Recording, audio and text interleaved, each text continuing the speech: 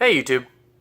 Today at work, I had a gentleman come up to me and say the phrase, apparently it's a colloquialism, and the phrase is, good things come to those who wait, but only the things left by those who hustle. He then misattributed it to Thomas Jefferson, and after a grueling 1.5 minutes of me looking on the internet, it's commonly misattributed to Abraham Lincoln.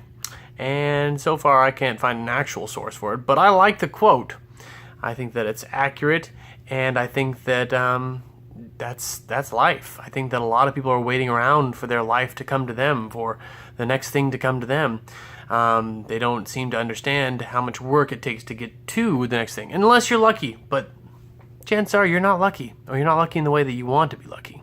Yes, occasionally people win the lotto, but it's like a 1 in 5.5 million chance or something like that. I should have probably checked that out before I said it, but there you go.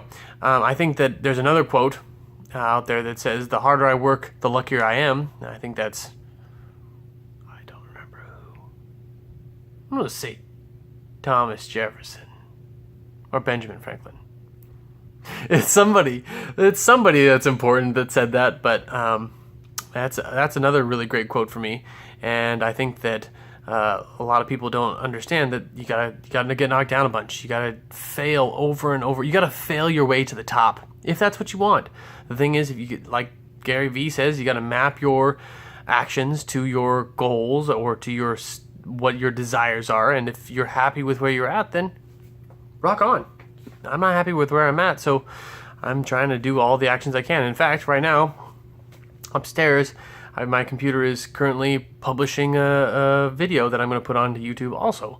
And it's going to be a little talk I had with a barber, and I'm working on making a little, I want to do like a once a week kind of like a little barbershop talk with Rudy. And I'm going to put that out. The first one is not very good.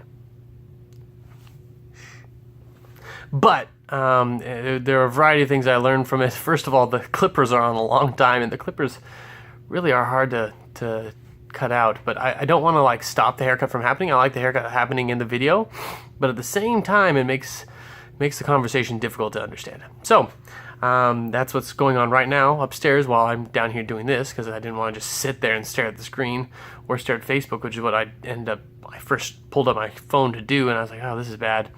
So then the other part of what I want to talk about in regard to that quote is, in life, I feel like the person who wants something more tends to get their way. And I think that people can be pushy about that, or people can be helpful and still get what they want, as long as other people's ideas all align with theirs. But for instance, an example of this is tonight I went to the gym, and after the gym I went to jump in the hot tub, and as I was about to get in the hot tub, there's a woman that was already in the hot tub. And she had a phone into her ear, and the hot tub bubbles were not on. I wanted to be in the bubbles, and I wanted the hot tub to be empty, but I was fine with sharing it with her. So I asked the woman, excuse me, miss, do you mind if I turn on the bubbles? She turned and said, and you could tell she obviously did not want that. But she didn't say no. She said, sure, that's fine, I guess. And so then I said, because even in the moment, I still knew that she didn't want it, and I said, are you sure about that? And she said, yeah, go ahead. Obviously, she didn't want it, but I wanted it more than she didn't want it. And, or the other side of that is that, like, maybe she's just so used to social paradigms that she was like, this guy's just going to run me over or something like that.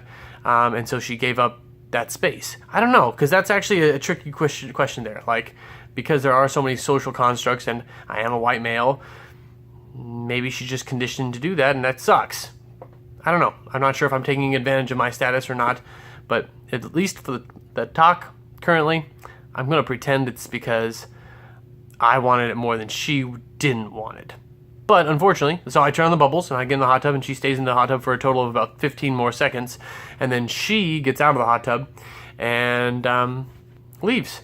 And I didn't necessarily want her to leave, but at the same time I did want the bubbles on. So in this case, my paradigm, my idea of the world, my desires in that moment overruled hers.